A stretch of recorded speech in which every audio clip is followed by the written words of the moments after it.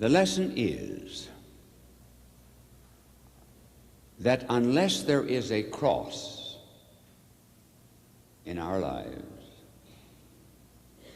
there will never be a resurrection.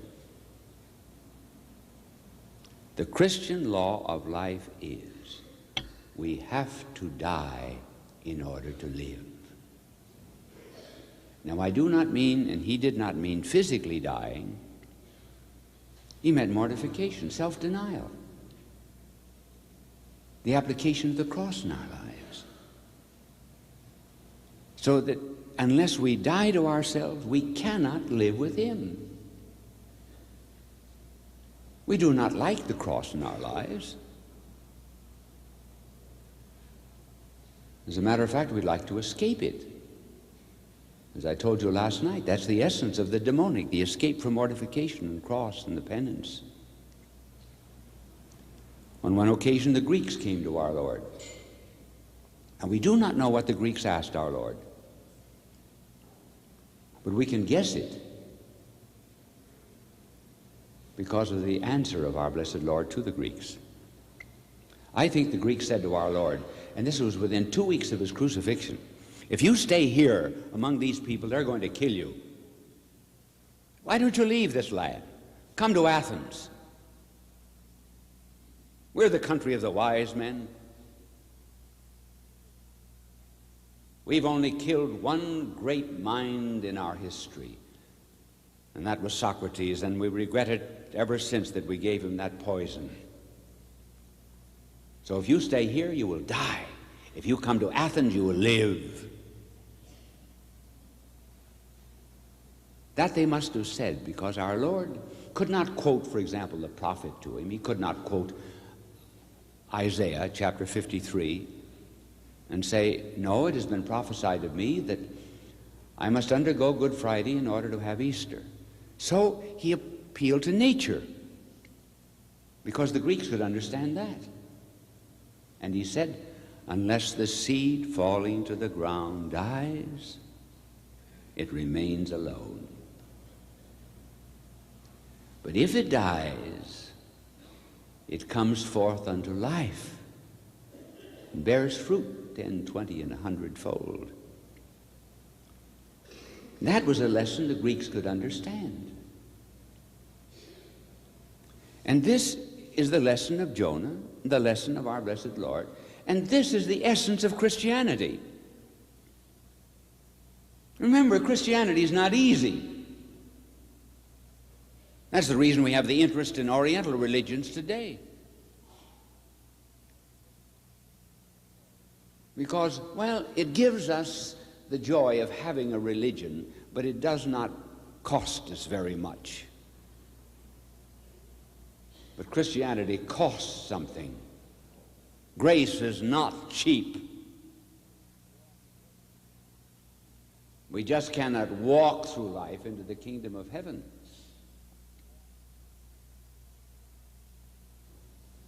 Now let me see how long I've been talking to you.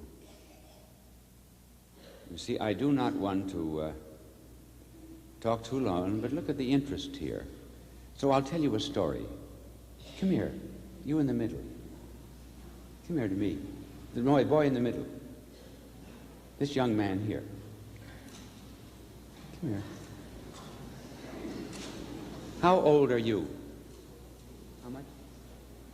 4. He is 4 years old.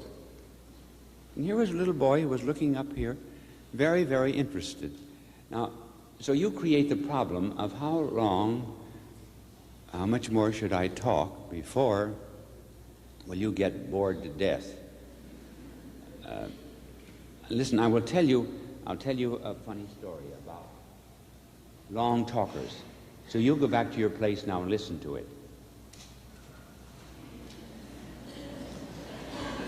I was once giving a talk in San Francisco, and a gentleman spoke before me, and as he arose, his wife, who was in the front table, handed him the program, and she wrote on the back of it a big K-I-S-S, Phyllis. And when he finished talking, I said, "Wasn't that nice of your wife to send you that message?" Oh, he said, "It doesn't mean what you think it means. It means keep it short, stupid."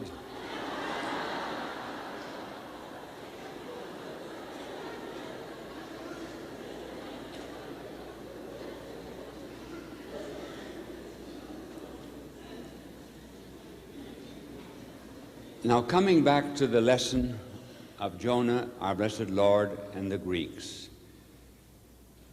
we have to work out our salvation. And there will be crosses in our lives that we make through mortification and self-denial, and then there are other crosses that are imposed on us. For example, sickness, particularly of children. Now, what do we do with crosses? Poor health, for example. And then injustice from others.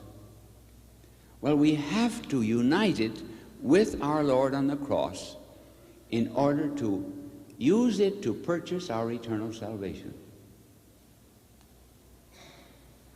About a year ago, I was talking to Pope Paul VI, and I said to him, "You're well named. Named Paul. Paul, as he went from city to city, was stoned, from Lystra to Derbe to Antioch of Pisidia. And so I said, you are stoned by your own. Yes, he said, I opened my mail at midnight, and in almost every letter is a thorn. And when I put my head on my pillow an hour or two later, I really lay it on a crown of thorns. But, he said, I cannot tell you what ineffable joy I have to suffer. And then he quoted the 24th verse of St. Paul's letter to the Colossians. I fill up in my own flesh the sufferings that are wanting to the passion of Christ for the sake of his body, which is the church. In other words, I suffer all of this for the sake of the church. That's how we use suffering. I think the great tragedy of this world is the suffering that goes to waste. People suffer and they have no one whom they can love. Love does not kill pain, but it diminishes it. I was lecturing in a city in Florida about 2 years ago, and I saw 4 or 5 wheelchairs in the front of the stage. After my lecture, I jumped off the stage and went down to talk to the people in wheelchairs. Well, over against the wall was something that looked like a Grecian statue, all white. And I went over, and it was a woman in an iron lung. And she was swathed in white. You couldn't see the arms. The only part of her body that she could move was her head. And she said, I'm a convert of yours. I said, I've never seen you before. No. She said, it was from reading some of your books. And I said, do you understand your cross? And she said, yes, I do. I am not suffering for my own soul. I am suffering for other souls, to save them.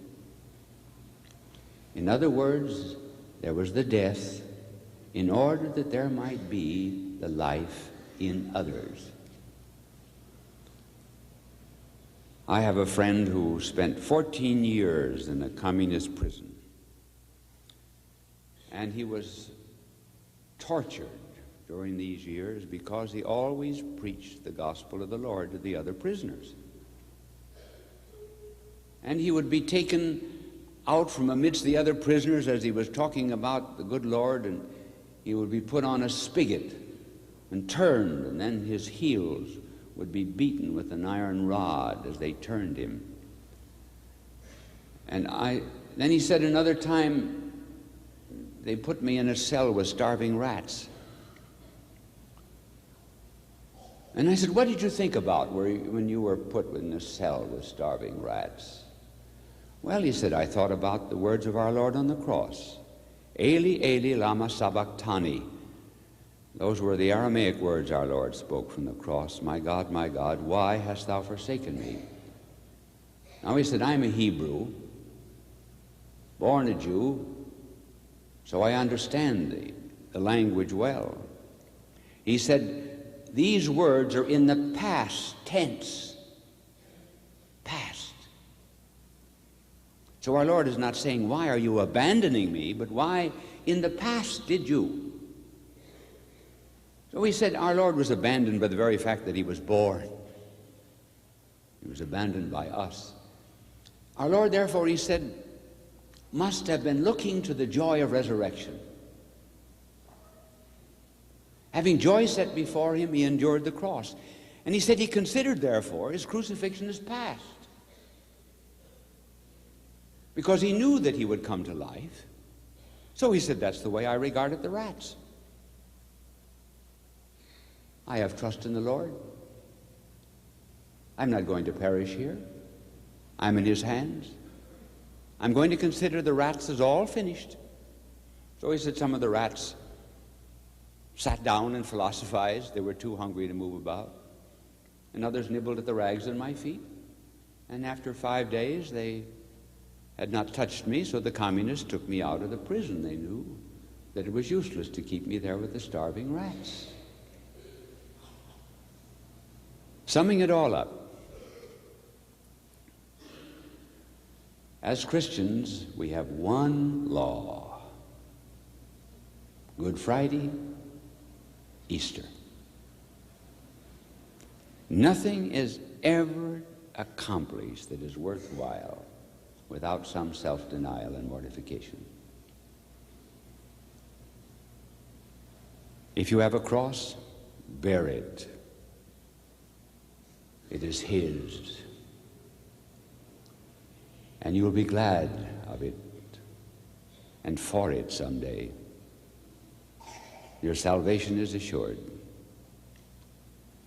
I slipped his fingers, I escaped his feet. I ran and hid, for him I feared to meet. One day I passed him, fettered on a tree. He turned his head and looked and beckoned me. Neither by speed nor strength could he prevail. Each hand and foot was pinioned by a nail. He could not run nor clasp me if he tried, but with his eyes he bade me reach his side. For pity's sake, thought I, I'll set you free. Nay, take this cross, said he, and follow me. And so did I follow him who could not move, an uncaught captive in the hands of love.